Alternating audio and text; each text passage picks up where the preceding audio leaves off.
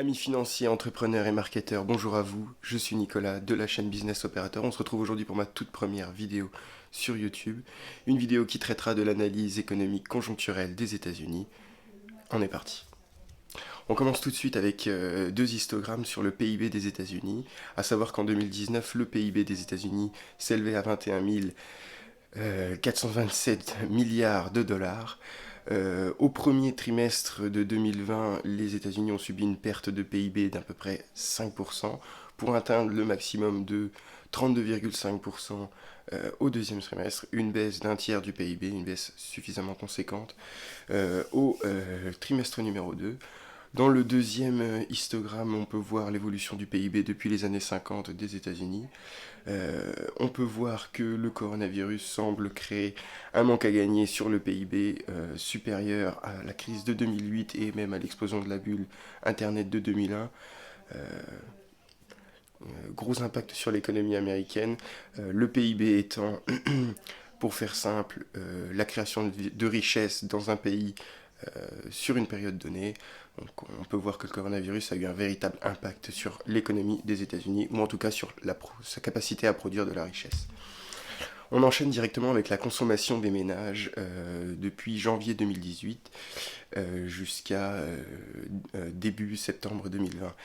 On peut observer au deuxième trimestre de 2020, la consommation des ménages a diminué pour atteindre les 11 000 milliards de dollars, passant de 13 000 milliards à 11 000 milliards de dollars. Cet histogramme nous permet de transmettre deux informations clés. Un, que les ménages ont dépensé beaucoup moins d'argent durant cette crise, et j'y verrai un aspect beaucoup plus psychologique, qui est que lorsque les gens ont peur, les gens se mettent à dépenser beaucoup moins. On notera d'ailleurs que la reprise de la dépense des ménages a été aussi rapide que sa descente. On enchaîne directement avec la balance commerciale des États-Unis. On peut observer que depuis les années 50 jusqu'aux années 70, la balance commerciale des États-Unis était légèrement positive, et que depuis les années 70, on peut l'observer, on peut imaginer après le début des chocs pétroliers, on peut voir que la balance commerciale des États-Unis n'a fait que diminuer et être dans le négatif. Aujourd'hui, si on voulait faire un petit peu d'analyse technique, transcrire ça à la balance commerciale, on pourrait dire que la balance commerciale est en train de nouveau de caresser un support, de tester un support aux alentours des 60 000 millions de dollars. Et pour moi, ce n'est pas prêt de s'arranger. La balance commerciale, les États-Unis importent davantage de produits qu'ils en exportent. On enchaîne directement avec le chômage aux États-Unis depuis les années 50, et on peut observer directement en regardant à droite de ce graphique que la crise du coronavirus est de loin la crise la plus conséquente et qui a eu le plus d'impact sur le chômage aux États-Unis depuis les années 50. En effet, en juin, entre mars et juin 2020, on arrive à plus de 14% de chômeurs. Je crois qu'on a même atteint les 15, il me semble. Euh, le résultat de tout ça, c'est que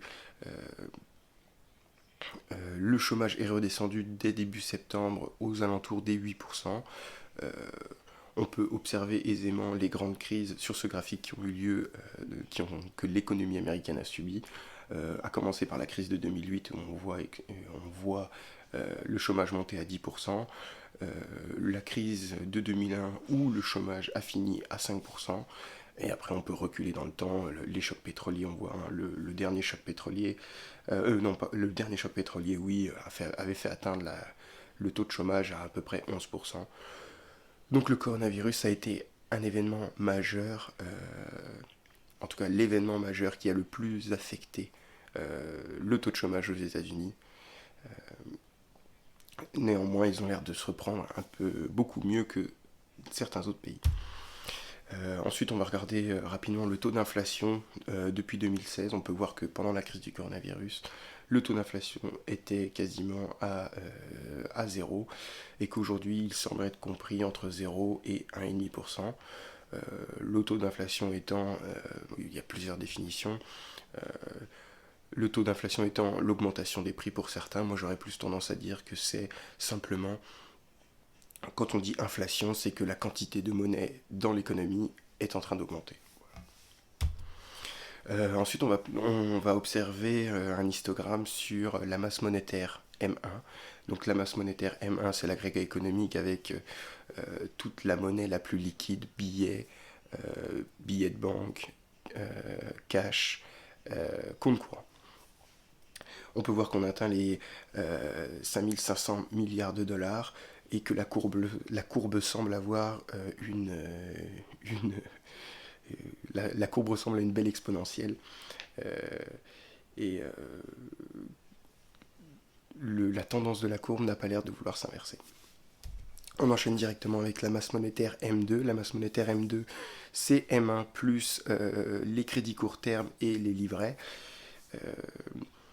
On peut observer que la courbe a toujours une allure d'exponentielle et que la tendance ne semble pas être partie pour s'inverser. On voit d'ailleurs que dans les deux courbes que 2020 a été le glas et semble être le début d'une course vers l'exponentielle. On enchaîne directement avec une corrélation qui a été faite entre le bilan de la Fed et l'indice SP500 aux États-Unis. Ce graphique commence en janvier 2008 et finit en janvier 2020. En janvier 2008, on voit que après la fameuse crise des subprimes, la Fed s'est mis à faire grossir son bilan, ce qui a permis au SP500 de faire un rebond, un beau V-bottom, qui lui a permis ensuite une dizaine d'années de hausse perpétuelle sans aucun problème. Et on voit d'ailleurs que le bilan de la Fed n'a jamais diminué, n'est jamais retombé en dessous de son bilan de 2008. Et on peut y voir une nette corrélation entre l'augmentation du SP500 et l'augmentation du bilan de la Fed. Grâce à ce graphique, on peut visualiser les 4 grandes périodes de QE qu'il y a eu. Mettez la vidéo en pause et arrêtez-vous sur ce graphique, c'est peut-être le plus important de cette vidéo. Et j'ai voulu faire un petit zoom sur, donc depuis mars 2020, la corrélation entre le balance sheet de la Fed et le SP500. Et on peut voir que la courbe du balance sheet de la Fed fait office de support, de moteur, de tout ce que vous voulez, dans le soutien de l'économie américaine. C'est assez impressionnant de voir la corrélation, on se croit en trading. C'est assez drôle. La Kinjun supporte, etc. Le cours et machin. Donc non, c'est assez drôle de voir ça. Assez affligeant aussi. On enchaîne directement avec l'évolution du pouvoir d'achat du dollar de 1913 à 2017. Courbe facile pour qu'on se rende compte bien de quoi on parle. On parle de l'évolution du pouvoir d'achat du dollar, donc de la force du dollar, qui en une centaine d'années a perdu 96%. On enchaîne directement avec la US Debt Clock, donc du site usdebtclock.org, juste pour vous montrer que la dette nationale américaine a dépassé les 27 000 milliards de dollars, soit l'équivalent de 128% du PIB, ce qui est impressionnant. Donc après vous avoir donné le chiffre, on va dire en numéraire, je vais vous montrer la courbe, donc l'évolution de la dette américaine depuis 1950, à peu près 1940. Et qu'est-ce qu'on observe? On observe que de toute façon la courbe a une allure d'exponentielle. Tout semble être exponentiel dans ce pays, y compris la taille des burgers. Et donc là, les 27 000 milliards de dollars, je pense qu'on atteindra les 30 000 milliards de dollars assez rapidement. C'est assez impressionnant. Qui remboursera toute cette quantité de monnaie, d'argent, de tout ce que vous voulez emprunter? Ensuite, on voit un histogramme sur la dette publique comparée au PIB. On peut voir que donc, le graphique n'est pas totalement à jour parce qu'il est jusqu'en 2016. Donc vous voyez, on n'a toujours pas dépassé les 128% en haut à droite du graphique, les 120% en tout cas. Mais on peut voir que la dernière fois où on a eu des niveaux de dette pareils, c'était pendant la Seconde Guerre mondiale, ce qui est assez normal étant donné qu'on est en guerre. Vous me direz, on est peut-être en guerre contre le virus. En attendant, la courbe semble prendre l'allure d'une exponentielle et ça ne semble pas prêt de s'arrêter. J'ai voulu enchaîner directement avec quelques indicateurs boursiers, enfin quelques cours boursiers. Le SP500, le SP500 qui regroupe les 500 plus grosses entreprises des États-Unis. On voit une magnifique courbe qui tient une cadence très effrénée. Mars 2020 a signé un beau retracement. De combien de pourcents, je ne peux pas vous dire, je ne l'ai pas noté. Cependant, on peut voir qu'on a bien chatouillé le support des 7500 $ et que depuis, le rebond a été extraordinaire et on l'a vu grâce au graphique précédent que le rebond semble avoir été dû au bilan de la Fed qui n'a fait que d'augmenter et qui a fait office de support au cours.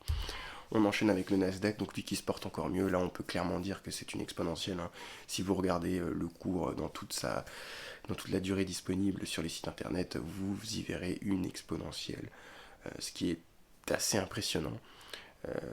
Le retracement dû au coronavirus a été une respiration normale, une simple prise de profit, rien de bien violent. Et on finira grâce aux obligations américaines sur 10 ans, au US 10-year bond yield. Tout ça pour dire que le taux aujourd'hui d'une obligation américaine pour 10 ans est de 0,84%. À noter qu'on est plusieurs fois venu tester le support des 1,5%, précisément 1,47%. Et il semblerait que rien ne puisse arrêter la chute de ces taux. En conclusion, des bonnes et des mauvaises nouvelles. Je m'attendais personnellement pas à ce que le taux de chômage soit redescendu aussi vite aux États-Unis. Je rappelle les chiffres, on est passé de 14% à la fin du deuxième semestre à 8% au mois de septembre à peu près.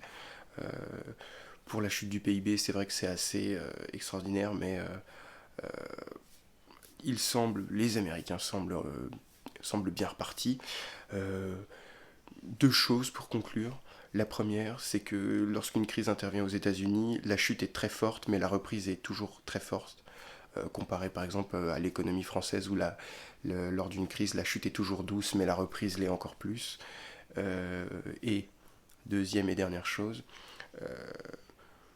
je ne suis pas non plus très surpris car on sait tous depuis une dizaine d'années que quoi qu'il arrive, les banques centrales seront derrière pour combler les trous, pour faire office de support ou de tout ce que vous voulez d'autre.